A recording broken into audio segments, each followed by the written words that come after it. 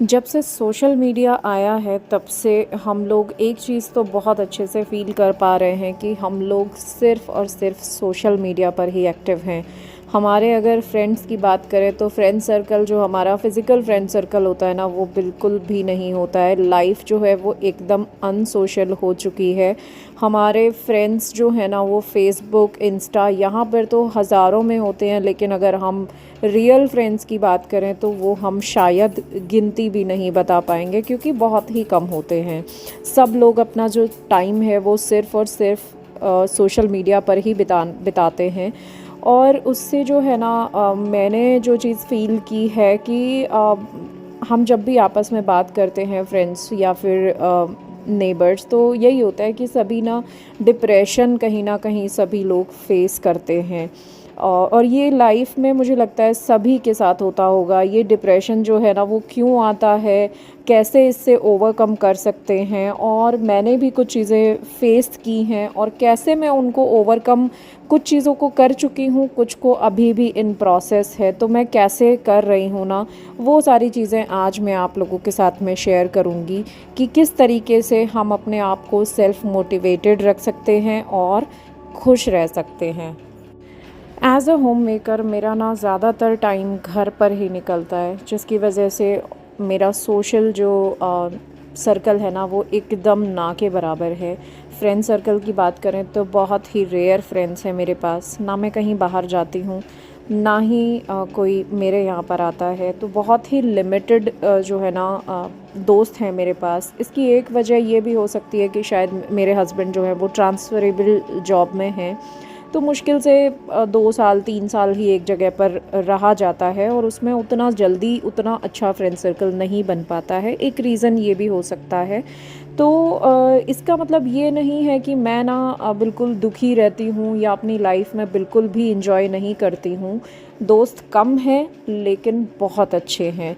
जो हैं वो ऐसे हैं कि मैं रात को 2 बजे भी उनको फ़ोन करने से पहले एक बार भी नहीं सोचूंगी कि मैं उन्हें डिस्टर्ब कर रही हूँ। तो दोस्त होना अच्छी बात है।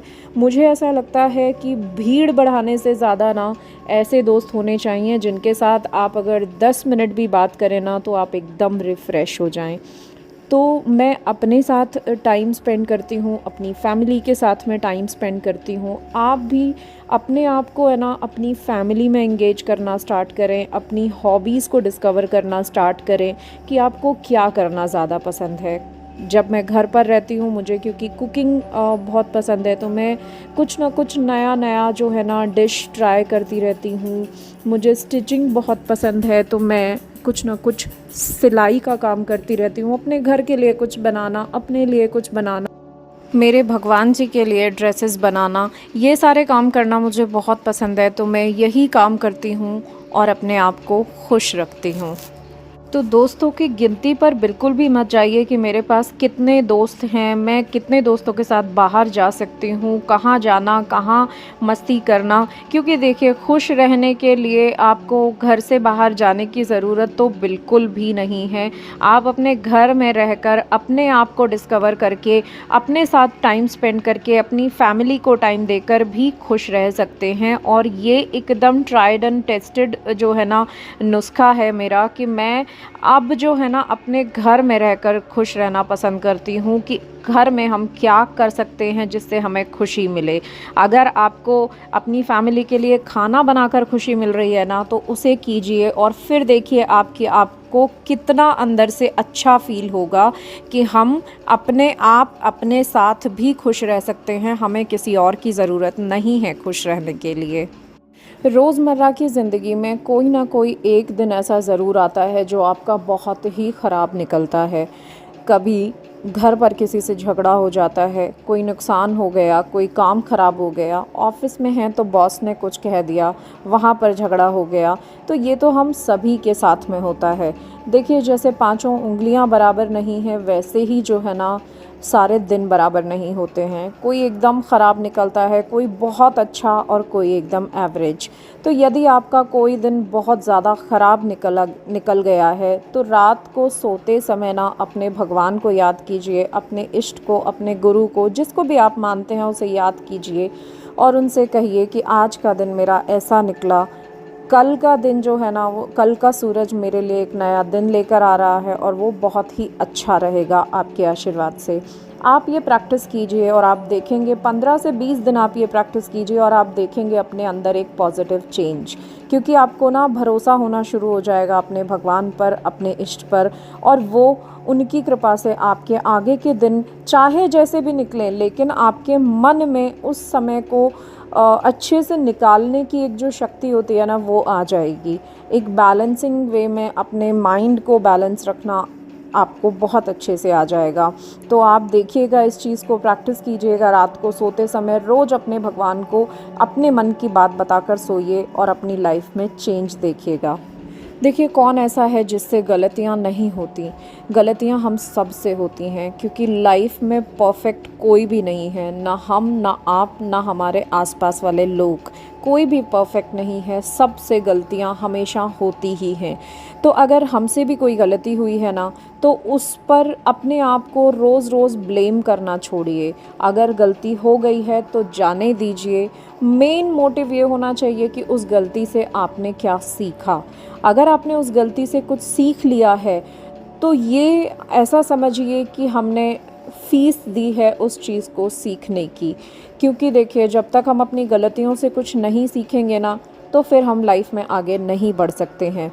तो अगर हमसे कोई गलती हो गई है, तो अपने आप को ब्लेम करने से अच्छा है कि हम उस गलती से कुछ ना कुछ सीखें और उसको कभी दोबारा ना दोहराएं। ऐसा हम हमेशा प्रयास करें कि हम इस गलती को दोबारा नहीं दोहराएंगे, क्योंकि हमने इस गलती से ये लेसन लिया। तो अगर गलती हो गई है तो उसे जाने दीजिए और बार बार अपने आप को ब्लेम करके दुखी होना छोड़िए। कई बार ना हम दूसरों की लाइफ से अपनी लाइफ को कंपेयर करना शुरू कर देते हैं, चाहे वो अपने आस पड़ोस में कोई हो, हमारी रिश्तेदारी में कोई हो, या फ्रेंड सर्कल में कोई हो, या फिर कोई सोशल मीडिया इन्फ्लुएंसर हो। तो देखिए, अगर हम अपनी लाइफ को इसी तरीके से दूसरों के साथ कंपेयर करते रहेंगे ना, तो हम कभी भी खुश नहीं रह सकते हैं। क्योंकि एक बात समझिए, आपकी कोई भी जो आप सोशल मीडिया पर देख रहे हो, चाहे वो आपका फ्रेंड है या फिर कोई सोशल मीडिया इन्फ्लुएंसर है, वो सोशल मीडिया पर अपनी लाइफ का बेस्ट पार्ट ही आपको दिखाएगा। अगर फेसबुक पर उसने कोई पिक्चर पोस्ट की है ना, तो वो एकदम परफेक्ट पिक्चर होगी, कोई बहुत ही अच्छी पिक्चर जिसको देखकर आपको ये लगे कि इसकी लाइफ में सब कुछ सही चल रहा है, लेकिन ऐसा होता नहीं है। तो अगर आप किसी को बहुत हैपनिंग, बहुत खुश, बहुत इन्जॉय करते हुए देख रहे हैं, तो इसका मतलब ये नहीं है कि उसकी लाइफ में कोई दुख नहीं है, कोई तकलीफ़ नहीं है। क्योंकि ऐसा तो कोई भी नहीं है जिसकी लाइफ में कोई दुख और तकलीफ़ ना हो।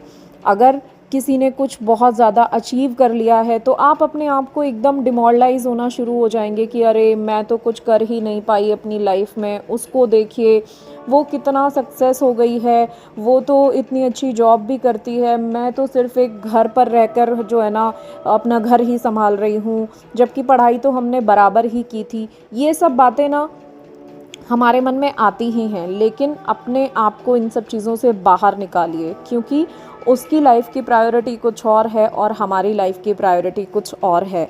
हम अपनी घर में रहकर जो है ना खुश रहना पसंद करते हैं, घर वालों को खुश रखना पसंद करेंगे। अपना घर का काम करना कोई छोटी बात नहीं होती है।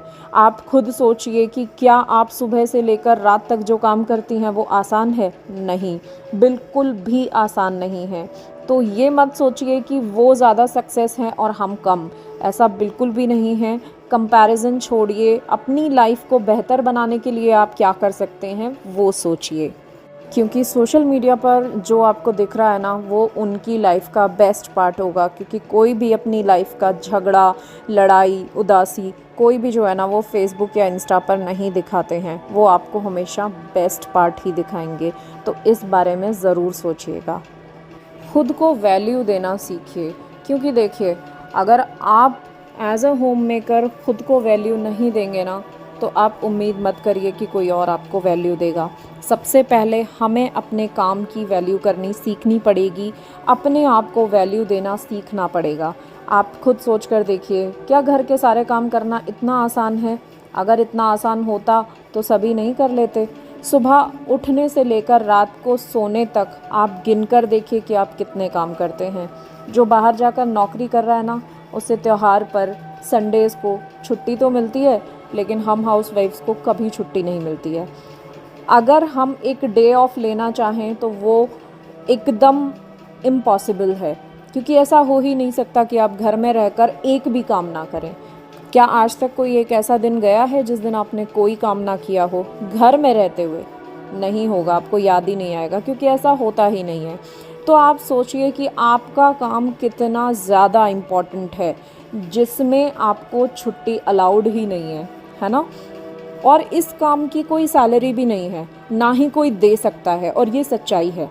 हमारा काम ऐसा होता है जिसको कोई चाह कर भी पे नहीं कर सकता, क्योंकि वो एक होता है ना कि इस काम की कोई कीमत ही नहीं है कि आप कितना हमें पे करोगे, 10,000, 20,000, 30,000, नहीं, कोई कीमत नहीं है इस काम की, इस प्यार की जो हम अपने घर को देते हैं।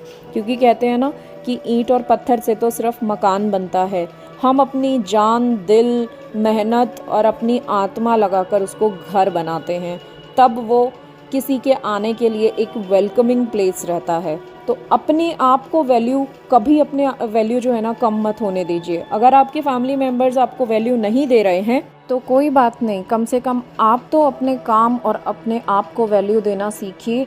अगर आप ये नहीं करेंगे तो कोई आपको नहीं समझेगा। तो ये बात ज़रूर ध्यान रखिएगा, जब तक हम अपने आप को वैल्यू नहीं देंगे, कोई दूसरे से हम ये उम्मीद नहीं कर सकते हैं। क्योंकि बिल्कुल एक बात बहुत अच्छे से ध्यान रखिएगा कि हम जो होम मेकर्स होते हैं ना, वो अपनी पूरी ज़िंदगी लगा देते हैं एक मकान को घर बनाने में।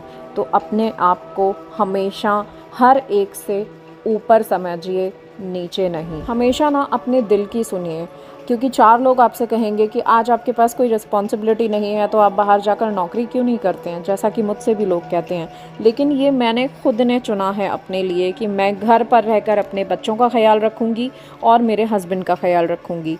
तो ये मेरा काम है। मैं मल्टी टैलेंटेड नहीं हूँ कि मैं घर के साथ साथ अपनी नौकरी भी संभाल लूँ, क्योंकि मैं जब जॉब करती थी तो मैंने देखा, मैंने फ़ील भी किया कि मेरे बच्चे और मेरा घर दोनों सफ़र कर रहे थे। तो मैंने ये डिसाइड किया कि नहीं, अब मैं घर पर रहकर अपने बच्चों को संभालूंगी, क्योंकि ये बिल्कुल आसान नहीं है एक पेट पेरेंट होना। 3 पेट्स के साथ में अपने घर को मैनेज करना बिल्कुल भी ईजी नहीं है, क्योंकि आप अगर इनको अपने बच्चों की तरह प्यार करते हो तो ये आपके लिए एक 24/7 365 डेज़ की रिस्पॉन्सिबिलिटी है। आप बिल्कुल इससे मुंह नहीं मोड़ सकते हो, आपको पूरा दिन डेडिकेशन के साथ इनके साथ बिताना पड़ेगा, तब जाके आप इन बच्चों को जस्टिफाई कर सकते हो इनको अपने घर में रखना। तो ये मेरा डिसीजन था। आप भी अपना डिसीजन अपने सामने रखिए कि क्या आप घर पर रहकर जॉब करना चाहती हैं, वर्क फ्रॉम होम करना चाहती हैं, कुछ और काम करना चाहती हैं, या बाहर जाकर जॉब करना चाहती हैं। अपने आप से पूछिए और अपने ही दिल की सुनिए। तो दोस्तों, ये थे कुछ पॉइंट्स जिनके साथ में मैं अपनी लाइफ को थोड़ा सा इजी बनाने की कोशिश कर रही हूँ, और अपनी लाइफ की जर्नी मैंने आपके साथ में शेयर की। आई होप आपको पसंद आई होगी। अगर आपको वीडियो अच्छा लगा हो ना, तो मुझे कमेंट सेक्शन में ज़रूर बताइएगा कि आप रिलेट इन चीज़ों से कर पा रहे हैं या नहीं। अगर आपको वीडियो अच्छा लगे तो लाइक ज़रूर कीजिएगा, शेयर कीजिएगा अपने फ्रेंड्स एंड फैमिली के साथ में, ताकि किसी को कोई बात पसंद आए और उनकी लाइफ में थोड़ा सा भी चेंज अगर हो पाए तो मुझे बहुत खुशी होगी। तो चलिए दोस्तों, फिर मिलती हूँ आपसे एक नए और इंटरेस्टिंग वीडियो के साथ में। Till then, take care, take good care of yourself and bye bye.